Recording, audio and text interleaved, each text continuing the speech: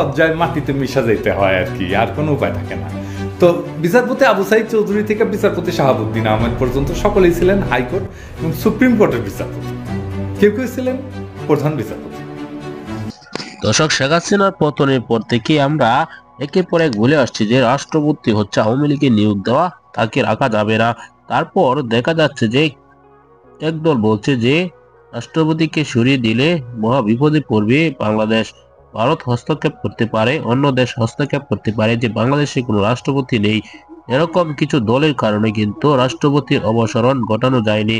দর্শক, রাষ্ট্রপতি মোহাম্মদ শাহাবুদ্দিন চুপ্পু আওয়ামী লীগের নিয়োগ দেওয়া আওয়ামী লীগের প্রধানমন্ত্রী শেখ হাসিনার সাথে যেভাবে ঘনিষ্ঠতা রাষ্ট্রপতি রয়েছিল, তাতে বোঝা যাচ্ছে যে যে কোনো একটি ষড়যন্ত্র করবে রাষ্ট্রপতি।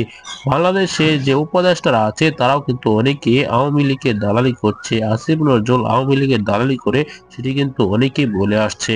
দর্শক, সেজন্যই এই রাষ্ট্রপতির অবসরণ ঘটানো যাচ্ছে না। অবশেষে রাষ্ট্রপতির বিষয়ে চূড়ান্ত সিদ্ধান্ত নিয়েছে ছাত্র জনতা।